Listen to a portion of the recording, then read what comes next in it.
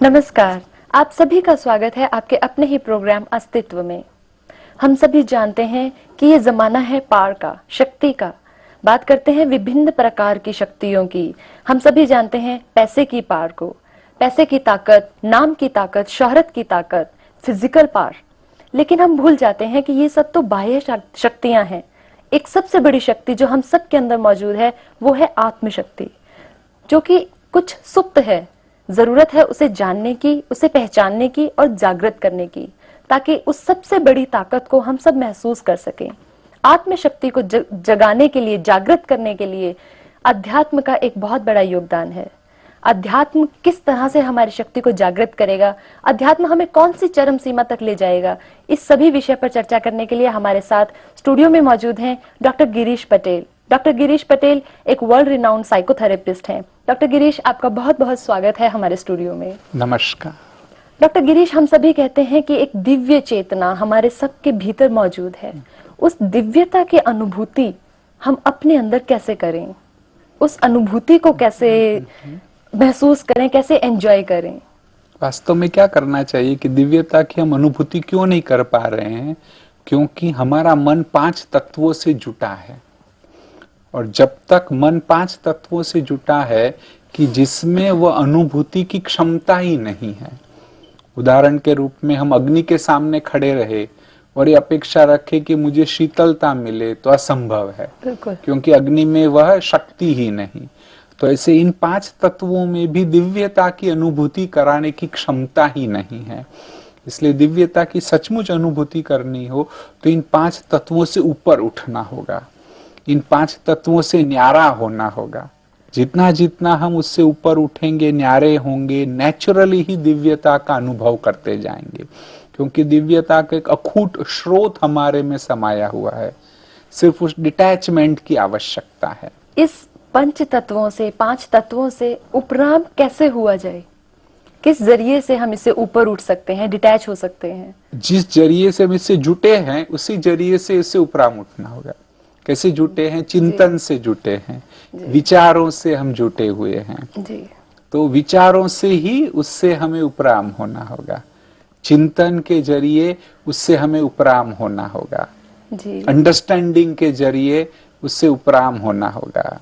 हम चिंतन की बात करते हैं डॉक्टर गिरीश, चिंतन से क्या मतलब है? चिंतन किस तरह का चिंतन होता है, किस तरह का चिंतन करना चाहिए, चिंतन क्या है? अच्छा, चिंतन अर्थात कि भी जो हमारे विचार जो हम गहराई से करते हैं जी। सोच समझ करके करते हैं, जिन विचारों को हम दिशा देते हैं उसे चिंतन कहेंगे। और इस प्रकार का चिंतन कि हम जानते हैं, हमने जन्म से कुछ बातें सुनी है, परंतु उसके बारे में कभी गहराई से विचार नहीं किया कि भी ये शरीर वह नाशवान है, यह शरीर टेम्पररी है जी। तो ये बात अगर समझ में आए कि भी जो हमें ये शरीर दिखाई दे रहा है वह टेम्पररी है, परंतु मैं आत्मा, मैं वह चेतन शक्ति, मैं अविनाशी हूँ, बिल्कुल मैं दिव्य हूँ। ये शरीर 5 तत्वों का बना हुआ है, आत्मा व आध्यात्मिक तत्व की बनी है, दिव्य प्रकाश की बनी हुई है। तो इस बात का चिंतन, और भी कई तरीके हो सकते हैं। ये अनुभव करना कि यह शरीर एक मोटर कार जैसा है और मैं आत्मा उसकी ड्राइवर हूं।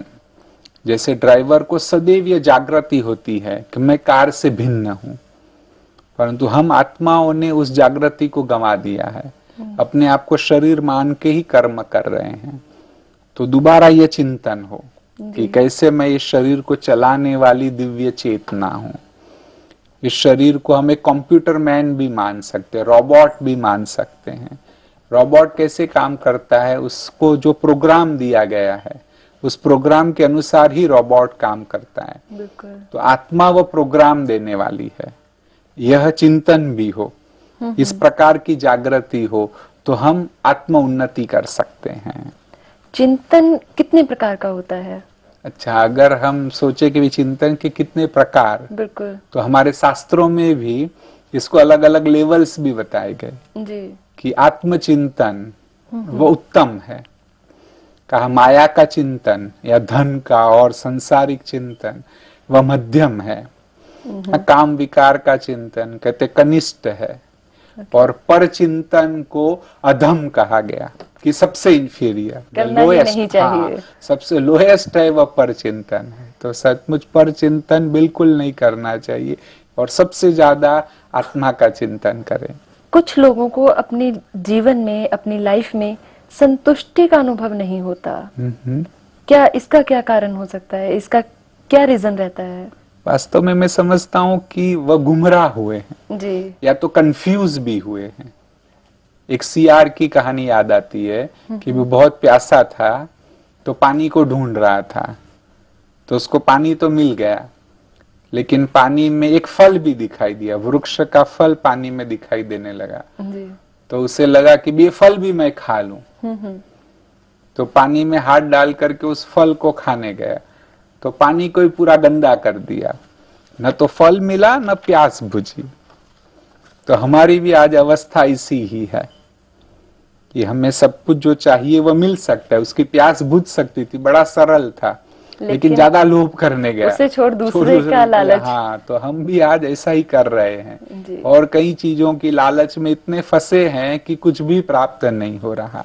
बिल्कुल, आध्यात्मिक उन्नति तो हम सभी करना चाहते हैं, उसके लिए प्रयास भी करते हैं, लेकिन बहुत से आकर्षण है, दूसरी बातें हैं, सांसारिक विषय विकार हैं जो हमें डिस्टर्ब करते हैं। तो ऐसे में क्या करना चाहिए? मैं समझता हूँ कि हम पुरुषार्थ सही नहीं कर रहे हैं। भले कहने के लिए कहते हैं कि भी हमें उन्नति करनी है, पर वास्तव में जो पुरुषार्थ करना चाहिए नहीं कर रहे हैं। एक संत थे, उनके भी एक शिष्य ने आके ऐसा ही प्रश्न पूछा कि मैं भगवान को प्राप्त करना चाहता हूँ, इतनी मेहनत कर रहा हूँ, फिर भी मुझे क्यों परमात्मा की प्राप्ति नहीं हो रही है? तो उन्होंने कहा ठीक है, समय आने पर तुझे जवाब दूंगा। तो दूसरे दिन नदी किनारे गए, नदी में नहाने के लिए गए। नदी में नहा रहे थे तो उसको सर पकड़ के अंदर दबा दिया। इतना दबा के 1 मिनट 1.5 मिनट तक दबा के रहा। उसने बहुत कोशिश की बाहर निकलने की, लेकिन दबा के रखा। फिर 1 मिनट के बाद वो बाहर आया तो उसने कहा क्या कर दिया गुरुजी आपने, अभी तो मैं मर जाता। तो उसको पूछा कि भी इतना समय तू जब पानी में था कोई विचार आया? तो कहा नहीं, और कोई विचार नहीं आया, बस बाहर निकलने का, और कोई विचार नहीं आया। तो कहा बस यही कर, तू परमात्मा को प्राप्त करना है, बस बस ऐसे ही सोचेगा कि इसके सिवा और कोई रास्ता नहीं है। हम अगर आध्यात्मिक रूप से यह सोचे कि मुझे उसी एक को प्राप्त करना है, एकाग्रता के साथ, एकाग्रता या तो परमात्मा की प्राप्ति, परमात्मा की अनुभूति, वही मेरा एक परम लक्ष्य है और कुछ भी नहीं है और कुछ पॉसिबल ही नहीं है। बिल्कुल बिल्कुल। जैसे उसको जब पानी के अंदर था तो बाहर निकलने के सिवा कोई विचार ही नहीं था जी। तो ऐसे परमात्मा की प्राप्ति के सिवा कोई विचार ही न हो तो देखो आपको यूं एक दिन में परमात्मा की अनुभूति हो जाएगी, परंतु उतनी लगन हमारी नहीं है और वह लगन नहीं होने के कारण मन में और विचार आते हैं, एकाग्रता भंग हो जाती है। बिल्कुल डॉक्टर गिरीश, हमारे इस प्रोग्राम को बहुत से लोग देख रहे हैं, बहुत से लोग हमारी विचारों को सुनते हैं, हमें बहुत सी प्रतिक्रियाएं भी मिल रही हैं। उनमें से बहुत से लोगों का ये कहना है कि वो सब कुछ करते हैं, उन्होंने जीवन में पुरुषार्थ किया है, उन्होंने नाम, पैसा, शोहरत सब हासिल किया है, वो अध्यात्म से जुड़े हैं, उनके शब्दों में वो पूजा पाठ करते हैं, दान धर्म करते हैं, फिर भी जीवन में कहीं एक खोखलापन है, कुछ कुछ मिसिंग वो महसूस करते हैं। वो खालीपन क्या है, ऐसा क्यों है? उसका सिंपल अर्थ है कि ठीक से रास्ते पे नहीं चल रहे। मुझे अगर यहाँ पर स्टूडियो में आना है जी। और मैं काफी यहाँ वहां जा रहा हूँ और मुझे स्टूडियो मिल ही नहीं रहा है, तो अंत में क्या सोचूंगा कि भी एड्रेस गलत है, गलत था, या तो मैं रास्ता भूल गया हूँ, तो इतने कोशिश कर रहा हूँ वहां नहीं पहुंच रहा हूँ। तो बस यही बात है कि आज लोग सचमुच रास्ते को ही भूल गए।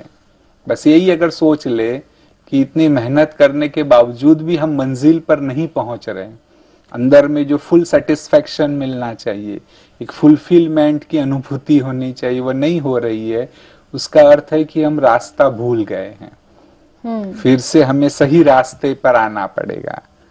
बस इतना भी हम ठीक से सोचे और उस पर चिंतन करें, हाँ, उस रास्ते को ढूंढने का पुरुषार्थ करे, सत्य की खोज करे, तो वह बहुत ही जल्दी मिल सकता है और संपूर्ण इनर सेटिस्फैक्शन वो एक टोटल कंटेंटमेंट की हमें अनुभूति हो सकती है। बिल्कुल, जिस इनर सेटिस्फेक्शन को वो ढूंढते हैं दान धर्म के साथ, पोस्ट पोजीशन के साथ, उन्हें लगता है सब कुछ अचीव करने के बाद भी कुछ खाली क्यों है, वो शायद उनका दान धर्म वाला रास्ता, या ये कहिए कि परमात्मा तक पहुंचने का जरिया थोड़ा गलत है। डॉक्टर गिरीश, आध्यात्मिकता हमारे जीवन में क्या करती है, क्या निखार लाती है, क्या बदलाव लाती है?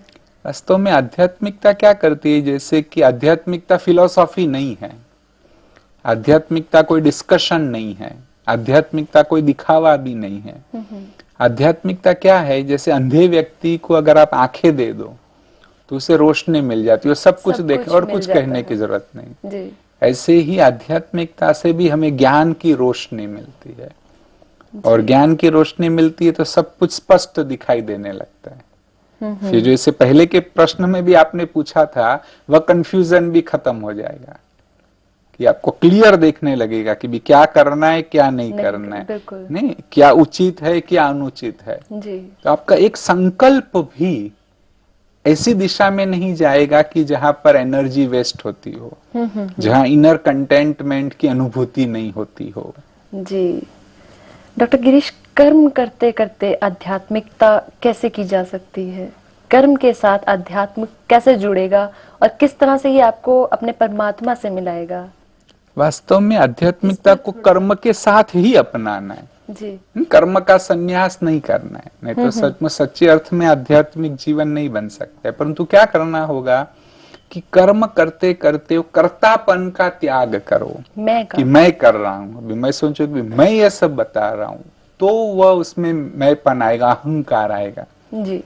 परंतु यह भाव हो कि मैं तो एक निमित्त मात्र हूँ, मैं को एक परम चेतना के लिए सिर्फ माध्यम हूं, और वो परम चेतना मेरे द्वारा करवा रही है।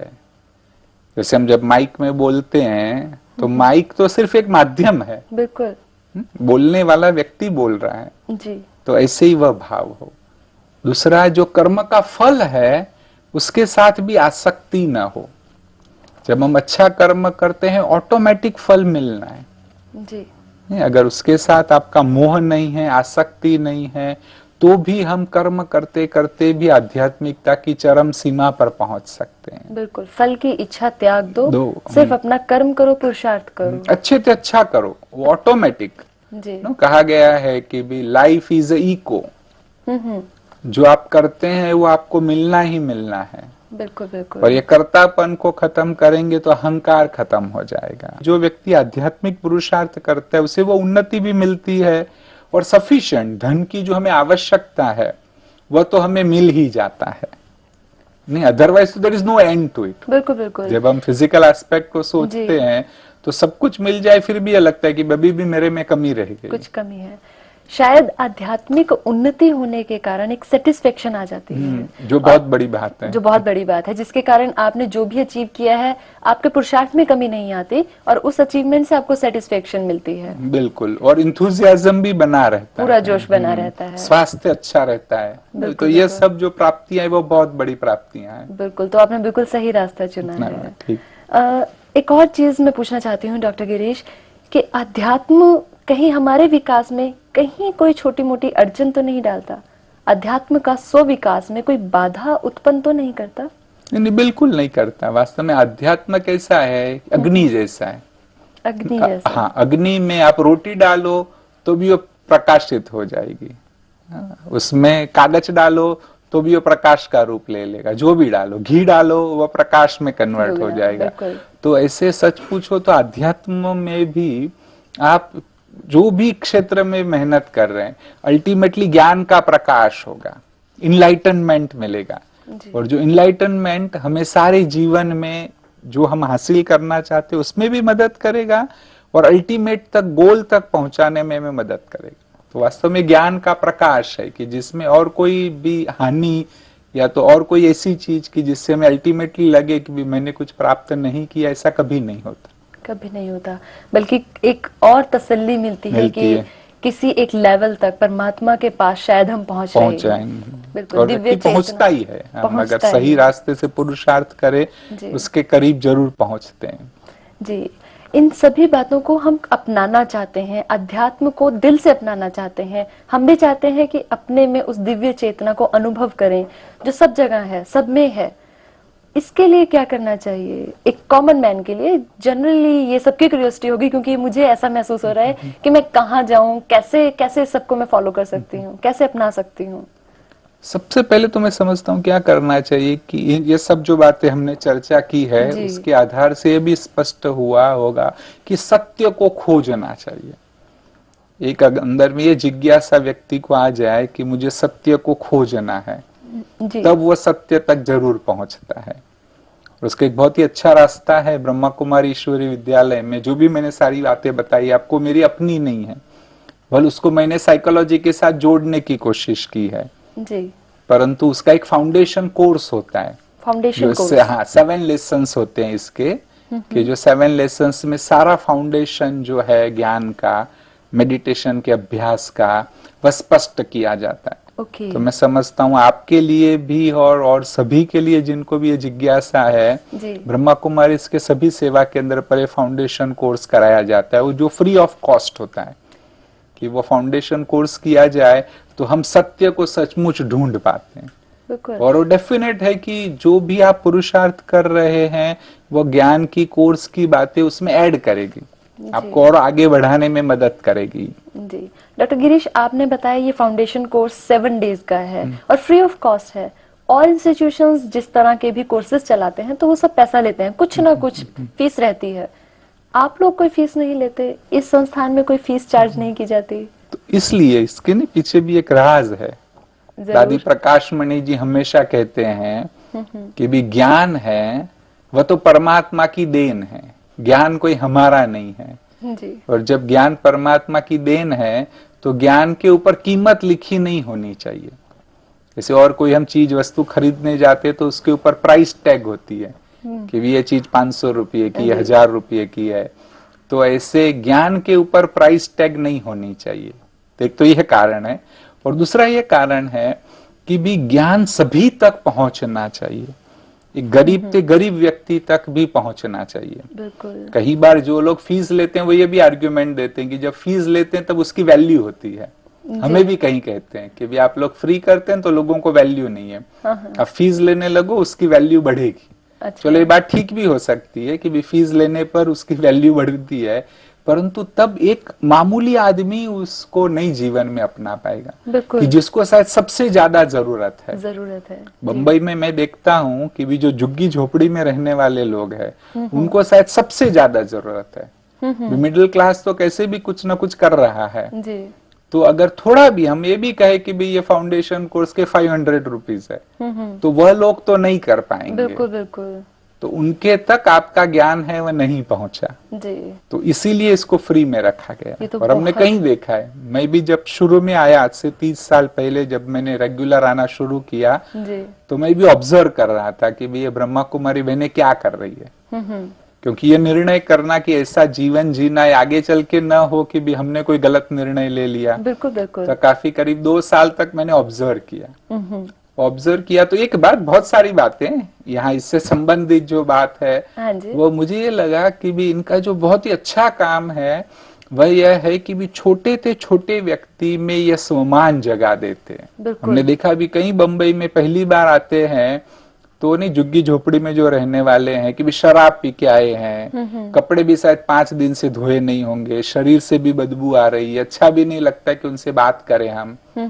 लेकिन जब 10-15 दिन वो आने लगते, इस ज्ञान को सुनते हैं, ध्यान का अभ्यास करते हैं तो शराब छूट जाती है। बल कपड़े सिंपल ही है लेकिन धुलाई करके अच्छे से स्नान करके आए हैं तो ऐसा उल्टा अच्छा लगता है कि इनके पास बैठ करके हम भी ध्यान करें। बिल्कुल बिल्कुल। तो ये बहुत बड़ी बात है, बहुत बड़ी और वो इसीलिए रिजल्ट आता है कि भी उनमें स्वमान जगाया जाता है।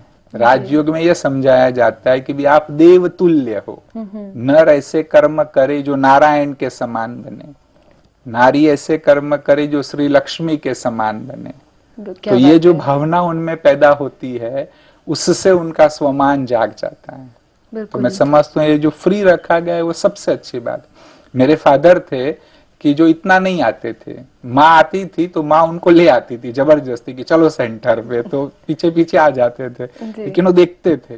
तो ये कहते थे कि भी क्योंकि आपका ये फ्री है इसलिए ज्यादा लोग इसमें जुट रहे हैं। बिल्कुल। और अल्टीमेटली जब उन्हें फायदा होता है तो शायद आप फीस लेते हैं ना, उससे भी आपको 5 गुना ज्यादा सहयोग देते हैं जी, है ना, अपना सब कुछ इस कार्य के पीछे लगा देते हैं। और इसीलिए देखो तो ब्रह्मा कुमारी का जो डेवलपमेंट भी है, इतना डेवलपमेंट हुआ कि आज करीब 100 से ज्यादा देशों में इसका कार्य चल रहा है जी। और छोटे छोटे शहरों में भी सिस्टमेटिक एक ऑर्गेनाइज्ड वे में सेंटर्स है, कि जो एक बहुत बड़ी उपलब्धि है। बहुत बढ़िया और बहुत अच्छा काम है कि हम स्व की पहचान करा रहे हैं सभी को और शिक्षा दे रहे हैं अध्यात्म की, परमात्मा से मिलाने की, लेकिन कोई फीस नहीं है। हाँ। थोड़ा सा और मैं जानना चाहती हूँ डॉक्टर गिरीश, आपने बताया कि 7 डेज का एक फाउंडेशन कोर्स होता है, उसके बारे में थोड़ा सा बताइए हमें। ये जो फाउंडेशन कोर्स है जी। कि जिसमें योग का भी जो बेसिस है वो बताया जाता है कि भी ध्यान करना हो, जैसे 5 शब्द इंपॉर्टेंट है। वो 5 शब्द है इंटरनलाइज, दूसरा है channelise, third is visualise, fourth is divinise and fifth is realise. है ना, तो इसके बारे में समझाया जाता है। और इसमें भी सबसे इंपॉर्टेंट बात है कि चैनलाइज कहाँ करना है। बिल्कुल। वो चैनलाइज करने के लिए आत्मचिंतन में चैनलाइज करना है, परमात्मा चिंतन में चैनलाइज करना है, परंतु फिर उसका पूरा ज्ञान होना चाहिए। जी। जब ज्ञान होगा तब हम चैनलाइज कर सकेंगे, जैसे कोई भी विषय के बारे में। जी। उदाहरण के रूप में भी दवाइयों का मुझे चिंतन करना है तो दवाइयों का नॉलेज चाहिए, जब पूरा नॉलेज होगा तो मैं चिंतन कर सकता हूँ। तो ऐसे ही परमात्मा का भी पूरा नॉलेज होना चाहिए, तब परमात्मा से डायरेक्ट शक्ति भी प्राप्त कर सकते हैं। मैं कई बार मेरे प्रवचनों में पूछता हूँ कि पहले बताओ भगवान कितने हैं। तुमने देखा है कि भी कई बार ऑडियंस इतना रिसेप्टिव नहीं होता है। अच्छा। नहीं, थोड़े दिन पहले मैं लखनऊ में था तो ऑडियंस जवाब नहीं देता था, पहले सुन रहे थे जवाब नहीं देते थे। जब ये पूछा ना भगवान कितने, सबने कहा एक है। एक है। हाँ? कोई भी ये नहीं कहेगा कि भगवान 5 है या 10 है। बिल्कुल। तो जब हम सब ये कहते कि भी भगवान एक है तो वो एक का परिचय होना चाहिए। जी। नहीं, आज जिस रीति से जो बातें चल रही उसमें तो ये लगता है कि शायद बहुत सारे भगवान है ना। एक गुरु भी है, उसके थोड़े भी 5000 भी शिष्य हो जाए वो कहने लगता है मैं भगवान हूँ। बिल्कुल बिल्कुल। तो इसलिए लोग मुंझे हुए हैं। तो वह सही परिचय प्राप्त होना चाहिए कि जो परिचय दिया जाता है ये सृष्टि के आदि मध्य अंत का भी ज्ञान दिया जाता है। क्योंकि नहीं, समय को पहचानना बहुत इंपॉर्टेंट है। जी बिल्कुल। नहीं, जैसे एग्जाम के दिन होते हैं तो बच्चे रात दिन पढ़ते हैं। बिल्कुल। एग्जाम से 3 महीना पहले कहो तो आधा घंटा भी एकाग्र नहीं कर पाते। तो ऐसे ही वर्तमान ये काल चक्र में कौन सा समय चल रहा है वह समझ में आ जाए तो भी ध्यान लगाना बड़ा सरल है। तो प्रॉपरली अच्छी तरह से कोर्स 7 दिन का तैयार किया गया है, जिसमें ज्ञान मिलता है, ध्यान की विधि भी हम सीखते हैं और प्रैक्टिकल भी कराया जाता है कि जिससे सचमुच एक ज्ञान योग की पूरी समझ मिल जाती है। फिर हम अपने आप भी ध्यान का अभ्यास कर सकते हैं। या तो और एक जो यूनिकनेस ब्रह्मा कुमारीज की है कि भी पूरी मेहनत करके छोटे छोटे शहरों में भी सेवा केंद्र निर्माण किए गए ताकि वहां पर लोग रोज जाके ध्यान कर सके, सभी इसका लाभ उठा सकते हैं। हाँ, क्योंकि घर में करना मुश्किल है। आपने एक बार सीख भी लिया, समझो 10-15 दिन करेंगे, लेकिन फिर कोई 2-3 दिन तकलीफ आई तो पूरा भूल जाएंगे। बिल्कुल बिल्कुल। परंतु ये जो सेवा केंद्र का फायदा है, भले उसको निर्माण करने में, उसके संचालन में बहुत मेहनत है, परंतु फिर भी जो भी 200-300 लोग उस छोटे शहर से भी नियमित ध्यान का अभ्यास करना चाहते हैं उनके लिए एक बहुत अच्छा स्थान बन जाता है, जो वातावरण भी मदद करता है जी। और हमारे में नियमितता आ जाती है।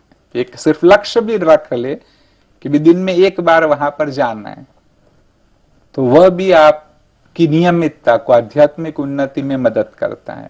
तो कोई भी, हर छोटे छोटे शहर में ऐसे सेवा केंद्र हैं, सेंटर हैं जहां पर हम फाउंडेशन कोर्स कर सकते हैं, हम निरंतर रेगुलर ध्यान लगा सकते हैं। आपने बताया फाउंडेशन कोर्स होता है, ये फाउंडेशन कोर्स क्या पर्टिकुलर टाइम पर चलाया जाता है किस साल में, इस महीने में फाउंडेशन कोर्स होगा, या ये कभी भी चलता है? अधिकतर देखो तो अधिकतर सेवा केंद्र में ये 1-to-1 कराया जाता है, एक एक व्यक्ति को। क्योंकि भी नहीं, हर एक की अपनी अंडरस्टैंडिंग है, उनके अपने प्रश्न है, समस्याएं हैं, कि जिसके कारण एक एक व्यक्ति को कराया जाता है। कहीं जो बड़े सेवा केंद्र है जहां पर साथ में भी 10-20 लोगों को कराया जाता है, जैसे जहां पर मैं बॉम्बे बोरीवली में रहता हूँ, वहाँ हर मंडे को हम यह कोर्स शुरू करते हैं। हर मंडे मॉर्निंग, आफ्टरनून और इवनिंग में 3 टाइम होते हैं। वो फिक्स टाइम पर एक वीक में जितने भी जिज्ञासु आते हैं वह मंडे को छोटे छोटे ग्रुप में 5 के 10 के ग्रुप में हर मंडे से ये कोर्स शुरू होता है। तो जब भी अगर हम संपर्क करें तो उस सेवा केंद्र की जो सिस्टम है उसके अनुसार सहज ही यह कोर्स को किया जा सकता है। और एक बात है कि जो कहीं कहते हैं हमारे पास टाइम नहीं है, ऐसे तो एक बहाना है, टाइम तो हमारे पास है ही है, फिर भी कोई कहे कि टाइम नहीं है, तो माउंट आबू जो ब्रह्मा कुमारी इसका अंतरराष्ट्रीय मुख्यालय है, कि जहां पर भी समय प्रति समय ऐसे राजयोग के भी कोर्सेस होते, जिसको राजयोग शिविर कहा गया है। साथ साथ जो हमारे प्रोफेशन है उस अनुसार 17 विंग्स बनाई गई है। जैसे कि भी youth wing, women development wing, ऐसे अलग अलग प्रोफेशन वाइज भी, कि भी साइंटिस्ट विंग, जो मेडिकल प्रोफेशन से जुड़े हैं उनकी विंग। तो विंग वाइज भी सेमिनार्स होते हैं, कॉन्फ्रेंसेस होती है, उसमें भी हम हिस्सा ले सकते हैं। और उसका एडवांटेज एक ये है कि हमारे प्रोफेशन के अनुरूप ऑलमोस्ट 75 to 80% डिस्कशन होता है जी। जब अभी जुलाई में एक डॉक्टर्स की कॉन्फ्रेंस है, कि जब उस प्रकार का सारा डिस्कशन होगा और साथ साथ में मेडिटेशन सीखने का भी मौका मिलेगा। बिल्कुल बिल्कुल। तो ये तो बहुत ही अच्छा कोर्स है और मुझे बहुत टेम्पटेशन हो रही है, मैं बहुत चाहती हूँ कि मैं इसको ज्वाइन करूँ। डॉक्टर गिरीश, हमने बहुत से विषयों पर बातचीत की, हमने चर्चा की कि किस तरह से हम अपने आत्मशक्ति को पहचान सकते हैं, किस तरह से स्वयं का विकास कर सकते हैं, किस तरह से हमें अपना एक लक्ष्य निर्धारित करके, गोल सेट करके निरंतर उसके लिए प्रयासरत रहना चाहिए, पुरुषार्थ करना चाहिए, अपनी क्षमताओं को पहचानते हुए, उन्हें निखारते हुए, अस्तित्व को तराशने और विकसित करने की हमारी ये कोशिश रही है हमारे इस प्रोग्राम के थ्रू। और आपने हमें बहुत अच्छी जानकारी दी, आपने अपने सुंदर विचार बड़ी खूबसूरती से हमारे दर्शकों के सामने रखे, इसके लिए आपका बहुत बहुत धन्यवाद। मुझे भी काफी इंसाइट मिली, इंटरनल प्रेरणा मिली कि और भी हम स्पिरिचुअल प्रोग्रेस करें। जी, थैंक यू, धन्यवाद।